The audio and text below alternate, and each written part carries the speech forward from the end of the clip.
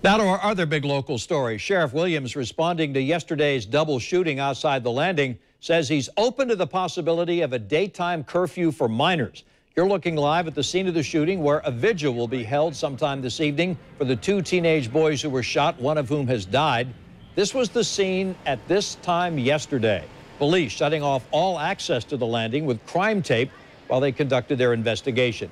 Late last night, we learned 16-year-old Kamoy Peterson died of a gunshot wound.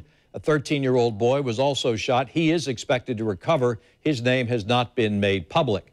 Today, the sheriff told us the shooting was likely gang-related, and detectives are not getting cooperation from those they are questioning about the gunfire. As we continue to follow this investigation with a team of reporters, Channel 4 Scott Johnson is joining us live from downtown. He spoke with the sheriff and the owner of the Landing, who has expressed concern about security. Scott?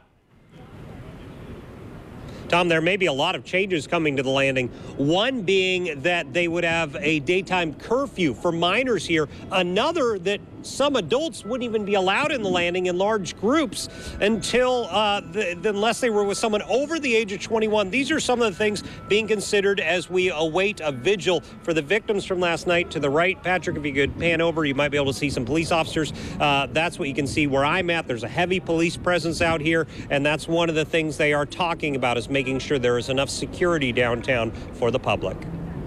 Sheriff Mike Williams saying today yesterday's deadly shooting at the Landing could very possibly be gang-related and linked to the shooting at Art Walk nearly 2 weeks ago. There could be a gang nexus to this. Again, we're still trying to identify some of the players involved, but some of the peripheral players involved in this do have a nexus to gang activity. I also spoke with the owner of the Landing, Tony Slayman, about this. He says he's saddened for the families involved, but frankly predicted it, telling News4Jax right after the shooting at Art Walk that this could happen. Well, then 3 weeks ago, we had Art Walk. Same thing, a couple blocks from the Landing, same situation. You got unsupervised minors, kids, small kids, minors that are in large groups, and a couple people got shot. Slayman laid into parents who he says are allowing teenagers to hang out downtown unsupervised and setting up a situation where violence could break out.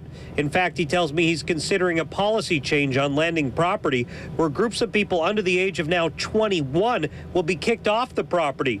Right now, groups of teens under the age of 18 are escorted off. We got to get these parents of these kids, and we got to make them responsible for their kids being in, what are they doing in large groups? They're minors, they're kids, 13, 14, 15, 16 years old. Where are the parents? What the hell are the parents doing?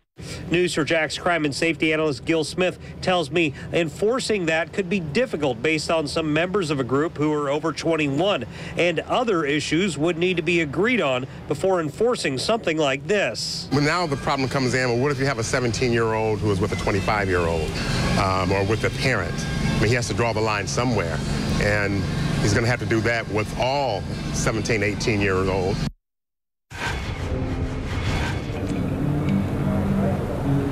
And we are standing by, waiting for the vigil to happen until around 7 tonight is how long it's going to last, put on by the family of the young man who was killed. We're live at the Landing. Scott Johnson, Channel 4, the local station.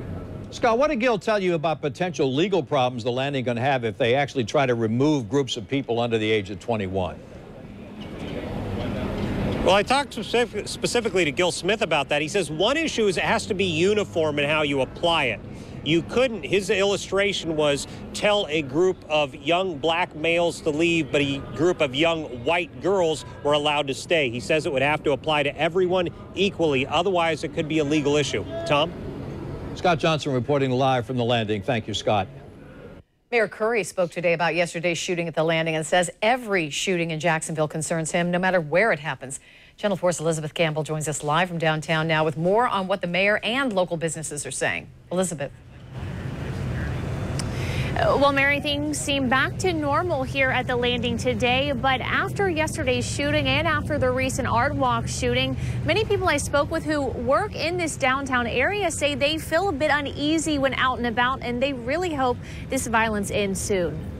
Clearly, we're concerned that this will continue whenever they do events here, because there's a lot of events that go on here downtown. Ana Maria Contreras works at a family business, Mocha Miski, a brownie shop on North Laura Street, not far from Hemming Park or The Landing. Downtown is definitely growing. There's more people coming to live here, to hang out here. There's restaurants. It's definitely growing at a pretty quick pace. That's why her family decided to open at this location about a year ago. But now they have concerns after 2 recent shootings, each within blocks of their shop. The first shooting at downtown Art Walk not even 2 weeks ago injured 2 teenagers. And yesterday's shooting outside of The Landing killed 1 teen and injured another.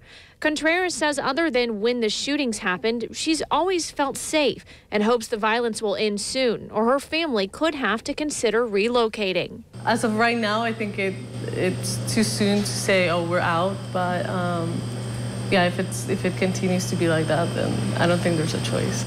Today, Mayor Lenny Curry said the recent downtown shootings are just as concerning as any other shootings in any other part of the city. He says it comes down to resources. When I get up every morning, figuring out what I can do, executing on the power that I have to have an impact on this and put a stop to it, which is why I've invested resources in law enforcement and will continue to. So anytime this happens in any part of our city, I'm not going away on this issue. I'm going to remain vigilant on the issue, giving law enforcement what they need and ask for.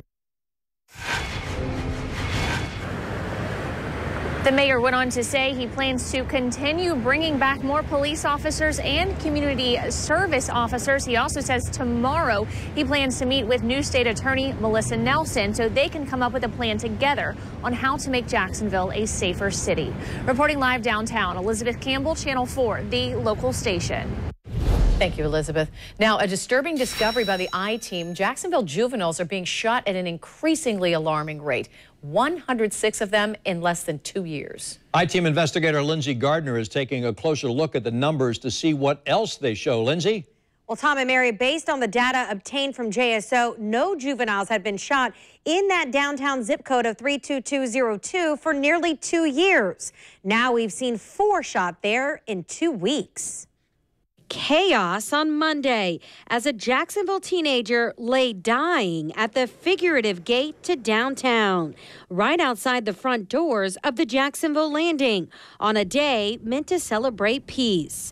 Now the killing of 16-year-old Kamoy Peterson is leading to more questions about the true picture of crime in our city and sparking outcry from neighbors.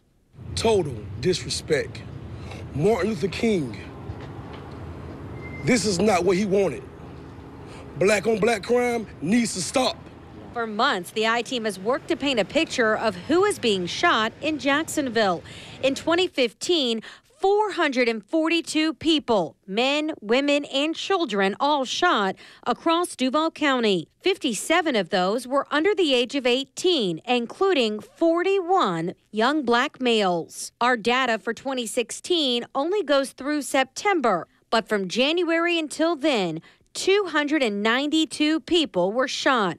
49 of those were juveniles, including 34 teenage black males. We also know the majority of teenagers being shot are in zip codes bordering downtown. 32209 on Jacksonville's northwest side and 32208. Just west of those areas, 32254 plus 32210 on the west side. And rounding out the top 5 for juveniles being shot in Jacksonville, 32206, which includes the east side area, just north of downtown. We have requested the last quarter of 2016 data from JSO 2 weeks ago, but we were told their open records policy changed in the new year, and they will be using less of their departmental resources to calculate this data for media requests, even though when we requested this information, we do pay for the hours that they spend working on it. So it may be even harder moving forward to get this information. Tom and Mary.